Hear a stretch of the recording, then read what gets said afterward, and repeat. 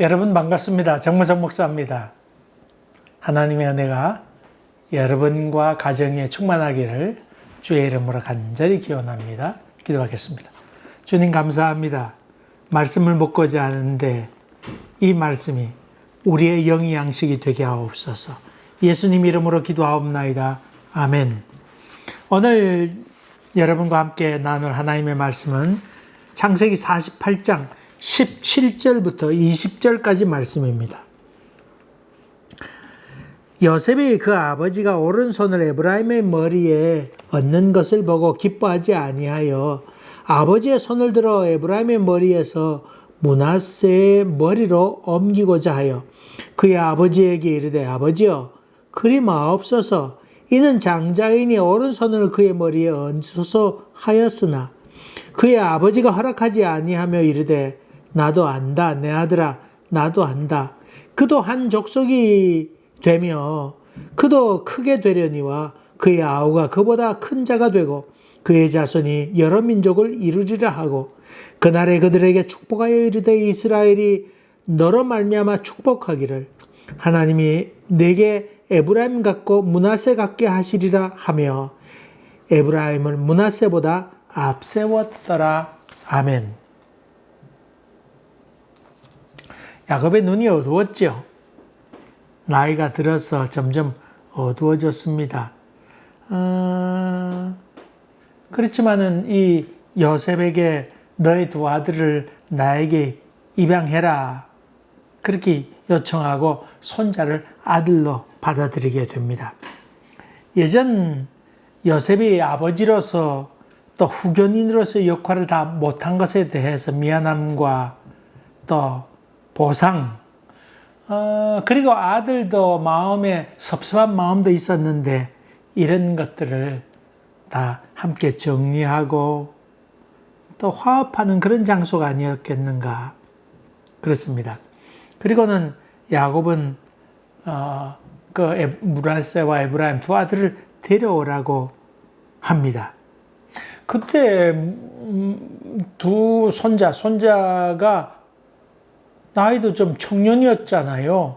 나이가 꽤 됐습니다. 꽤 됐었는데 어쨌든 두 아들 데려오라고 그래가지고는 두 아들을 이제 입양하는데 두 집 한 몫을 얻게 되지요. 근데 성경에 보니까 이때 그 야곱이 좀 이상한 행동을 합니다. 12절에 보니까 요셉이 아버지 무릎 사이에서 두 아들을 물러나게 하고 땅에 엎드려 절하였다. 두 아들을 무릎 사이에 서게 하고 물러나게 했다.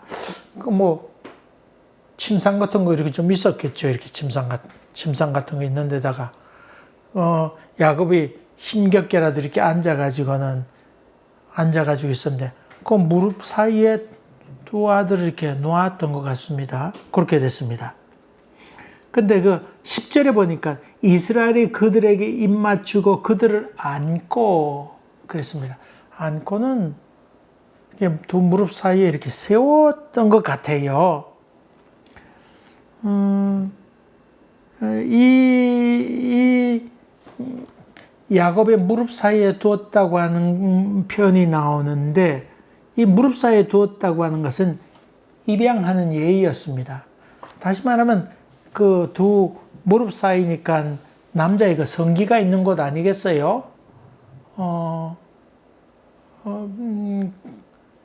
그러니까 그 중요한 남자에게 중요한 분이고 환도뼈가 있잖아요. 그 밑에 허벅지 있는데 그 환도뼈가 있는데 바로 그겁니다.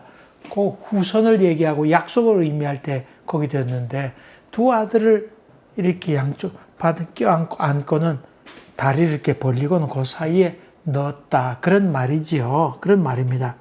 이것은 이제 입양하는 그런 예식이었습니다. 공식적으로 입양하는 예식이었습니다. 그 요셉이 두 아들을 빼앗겼다. 그렇게 생각한 것 아니고 큰 축복으로 받아들였지요.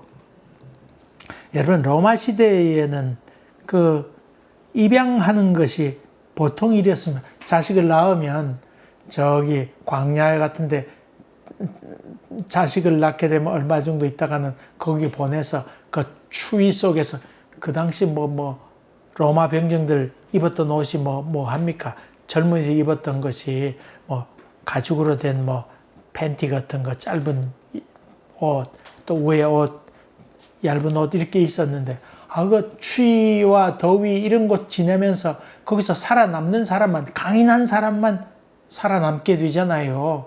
병들어 비리비리 하면 죽게 되는데, 그건 방치했습니다. 근데 건강하고 튼튼한 사람, 그 추위 속에서 또 더위 속에서 살아남는 건장한 청년이 되면 그때 그 가운데서 자기 마음에 드는 사람을 입양했습니다. 주로 입양했습니다. 여러분 잘 아는 벤허 영화 보셨죠? 그 배를 타고 이제 노예선으로 가게 되는데 집정관이 그 벤허가 넣어줬고 발목에 쇠가랑 차고 있을 때 이제 풀어주라고 그 얼굴에 증오심이 을글거리니까 저런 사람은 살아남을 거라고 생각한 것이지요. 그래서 풀어주게 됩니다. 근데 집정관이 그 배가 쾅 부딪혀가지고 집정관이 큰일 나게 됐는데 벤허가 살려내잖아요. 살려냅니다. 그래가지고는 전쟁에 패배한 줄 알고 집정관이 죽으려고 하는데 벤허가 못하게 막지요. 나중에 봤더니 이 로마가 전쟁에서 배싸움에서 이기게 되죠. 그리고는 그 로마로 행진에 들어오게 되는데 나중에 이 벤허가 집정관의 양아들이 되지요. 양아들이 되어서 예루살렘에 들어오게 되는 장면을 보게 됩니다. 그래 양아들로 정식으로 입양된 장면을 거기서 얘기하고 있죠. 근데 그 다음에 오늘 입양한 장면이 나오는데 그 다음에 그 자식을 축복하는 장면이 나옵니다. 첫째 아들 므낫세, 둘째 아들이 에브라임 아닙니까? 근데 첫째 아들은 오른손 힘이 있잖아요. 왼쪽은 힘이 약하고, 그럼 오른손을 첫째 아들 놓고 왼쪽을 둘째 아들 놓아서 이 옆에 있던 그 요셉이 이 야곱의 오른편에 므낫세를 보내고, 첫째 아들은 므낫세요. 그다음 둘째 아들인 에브라임 이렇게 보냅니다. 이렇게 보내서 축복해야 되는데 이렇게 보냈는데 야곱이 이렇게 엇갈려 놓은 겁니다. 엇갈려서 축복 기도합니다. 이걸 보았던 요셉이 기분이 좀 나빴어요. 아버지 손 좀 바로 놓으세요. 손 좀 바로 놓으세요. 오른손에 므낫세를 놓아야 할 텐데 왜 그 오른손 하지 않고 이렇게 엇갈립니까? 그렇게 얘기하게 되죠. 아버지 그렇게 하지 마세요. 바뀌었잖아요. 그렇게 얘기하는데 이때 야곱이 얘기합니다. 유명한 말하죠. 나도 안다 아들아, 나도 안다. 그 아주 중요한 얘기를 하죠. 여러분 영화 기생충이라는 영화에 그런 내용이 나오죠. 송강호가 내용은 정확하게 다 기억이 안 납니다만은 아들아 너도 다 계획이 있구나. 그런 얘기하는 것을 기억하는데 참 유명한 말을 하나 남겼어요. 여러분 여기 있는 말씀 아주 나도 안다 아들아, 나도 안다. 야, 내가 알고 있다. 내가 나이가 들어서 눈이 안 보인다 하지만은 나도 안다. 그 얘기를 하게 있죠. 그러면서 얘기하기를 이 므낫세 그도 크게 되지만은 이 아우인 에브라임이 더 크게 될 것이다. 므낫세 같고 또 에브라임 같이 되길 원한다. 모두가 다 그렇게 되길 원한다. 그런 얘기를 하고 있지요. 그렇게 해서 처음에는 므낫세와 에브라임 그렇게 불렀습니다만은 점점 지날수록 에브라임과 므낫세라고 불려지게 되죠. 동생이 이름이 먼저 앞서가게 됩니다. 정말 이 예언대로 남쪽은 나중에 통일왕국이 이뤘다가 쪼개지게 되지요. 그렇게 될 때 남쪽은 유다 왕국이 되고 북쪽은 이스라엘 왕국이 되지요. 북쪽 이스라엘이라 그렇게 부르는데 이스라엘의 애칭이 나옵니다. 그것은 바로 에브라임이라. 내가 내게 어떻게 하라. 에브라임아, 에브라임아, 내가 내게 어떻게 해주길 원하느냐. 하나님께서 북이스라엘을 향한 그 깊은 사랑, 그러면서 범죄한 북이스라엘을 향하여 야, 내가 내게 어떻게 해주면 좋겠냐. 야, 이스라엘아. 그렇게 얘기할 때에 하나님은 에브라임아, 내가 내게 어떻게 하랴. 그렇게 얘기하지요. 북쪽을 지칭해서 이스라엘 전체를 지칭해서 한 말이 에브라임입니다. 다시 말하면 에브라임은 북쪽 지파 전체의 리더격이 되지요. 리더격이 됩니다. 그 참 야곱은 앞이 보이지 않고 나이가 들었지만은 그러나 그 축복하는 것을 보게 되면 아주 영적으로 맑은 사람이라 그렇게 볼 수 있죠.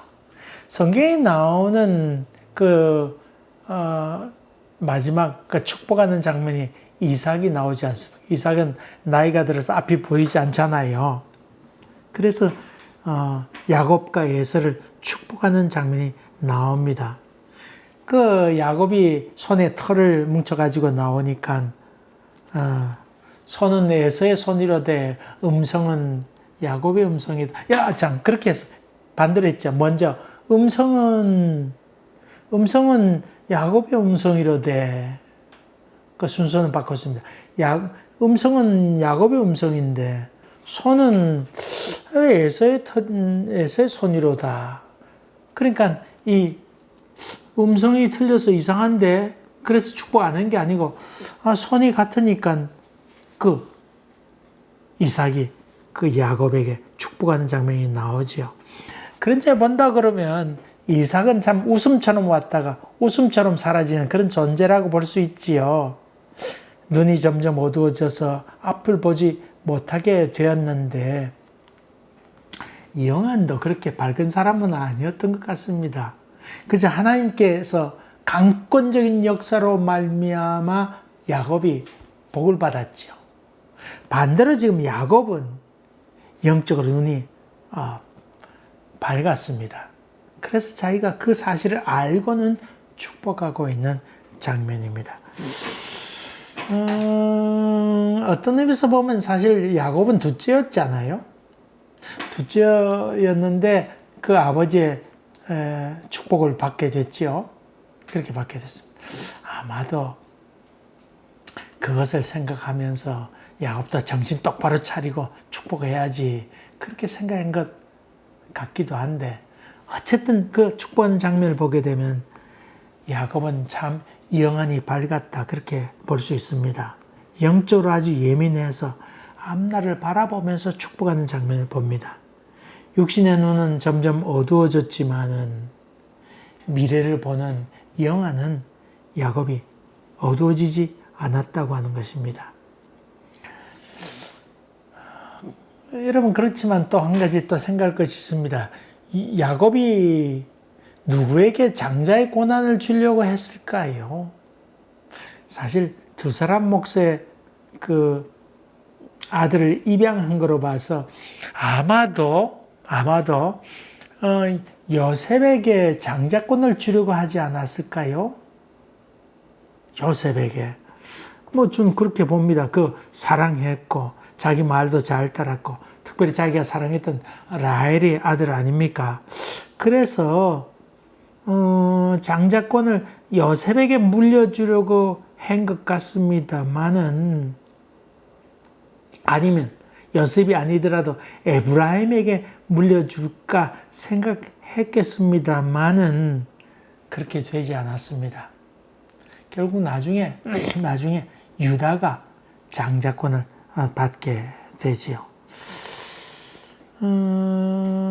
이 장면을 보면서 야곱이 그렇게 마음에 열망하던 것하고 실제로 그가 기도하는 것하고는 차이가 있는 것을 보지요. 자기 마음에는 그러지만은 감정이나 생각이나 그것은 요셉에게 장자권을 주고 싶은 마음이 꿀떡 같았지만은 실제로 그렇게 되지 않았고 그렇게 하지도 않았던 것을 봅니다. 저는 그런 점에 본다 그러면 참 이 야곱이 참 하나님의 사람이다. 젊어서는 인간적인 생각, 자기 계획, 자기 욕심 때문에 아내를 둘 얻었잖아요. 사업하는 것도 그렇고. 그렇게 해서 뜻대로 된 것도 있지만 뜻대로 되지 않은 것도 있잖아요. 라헬도 일찍 죽잖아요. 생각 같아서는 라헬도 오래 살았으면 좋겠는데 그 라헬이 아플 때 기도를 어떻게 했는지 그건 모르겠습니다만 어쨌든 간에 자기가 어쩔 수 없던 상황도 겪잖아요. 요셉도 잃어버렸잖아요. 잃어버렸습니다. 이런 과정을 지나면서 이 요셉은 내가 할 수 있는 것이 있고 할 수 없는 것이 있구나 하는 것을 깊이 느끼지 않았을까요? 깊이 느끼지 않았을까요? 그렇게 해서 장남으로 그가 요셉을 세우려고 했던 마음을 내려놓지 않았을까요? 여러분 그런 점을 본다 그러면 저는 그 창세기를 이 창세기 얼마나 지금 길게 하고 있습니까? 야곱의 일생을 이렇게 훑어가면서 긴 야곱의 여정을 얘기하고 있는데 어떻게 보면 우리 인생과도 똑같이 처음에 야곱이 욕심 많고 자기 꾀를 부리기도 하고 지는 척하면서 엄마 아빠 수작을 벌여서 복을 가로채기도 하고 그런 과정. 그리고는 며칠 후면 널 데려오라고 했지만은 그 기간이 며칠이 아니고 20년이라는 세월이 지나게 되고 또 속고 속이는 그런 여러 과정을 통해서 야곱이 인간적인 야곱, 밟으면 꿈틀할 것 같은 야곱, 이 야곱이 변화하여서 정말 영안이 밝은 사람으로 하나님 앞에 순종해가는 사람으로 변해가는 여정을 그렸다. 그렇게 봅니다. 나중에 또 조금 더 그런 얘기를 더 하려고 하는데 이 야곱의 여정을 보면서 창세기 여정이 참 인간의 여정과도 같다.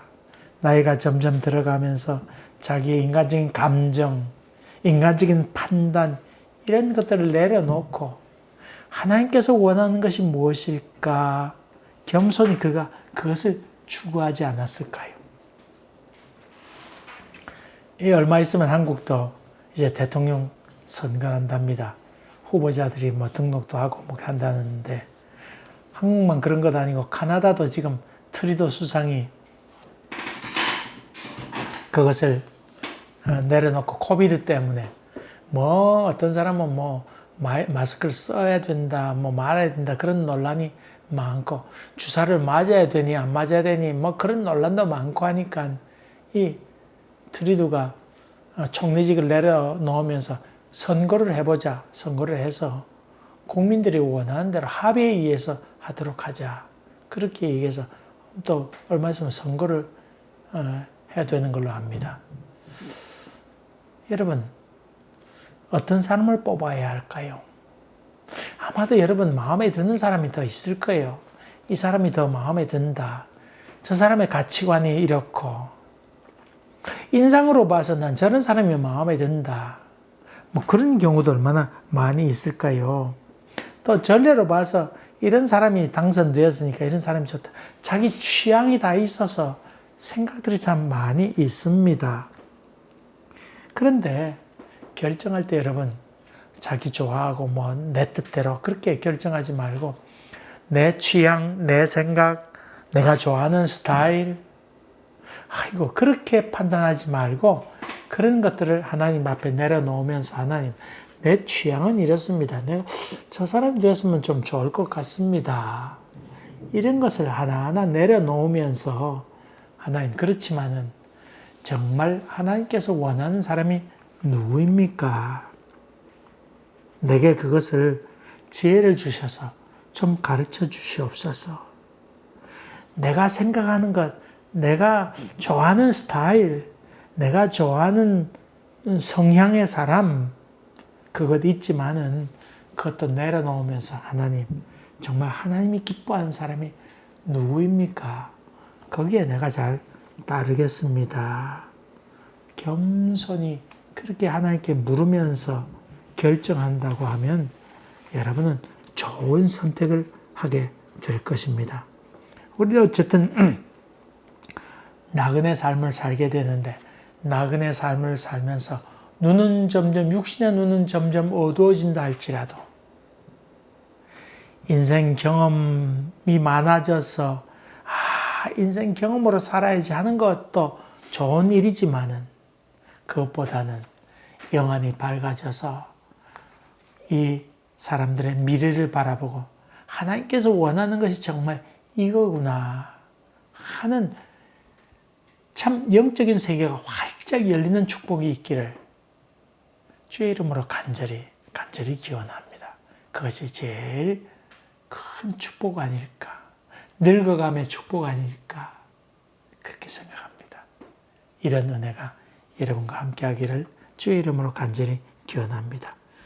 은혜로우신 주님, 육신의 눈이 어두워지는 것으로 인해서 슬퍼하지 말게 도와주시고 오히려 영안이 밝아지는 것으로 인해서 감사하고 기뻐하고 영원한 세계, 그 천국이 눈에 환하게 들어오는 은혜를 저희들에게 더하여 주시옵시며 또 우리의 후손을 마음껏 하나님 뜻대로 축복할 수 있는 영안이 활짝 열리도록 도와주시옵소서. 예수님 이름으로 기도하옵나이다. 아멘. 여러분 감사합니다. 또 뵙겠습니다.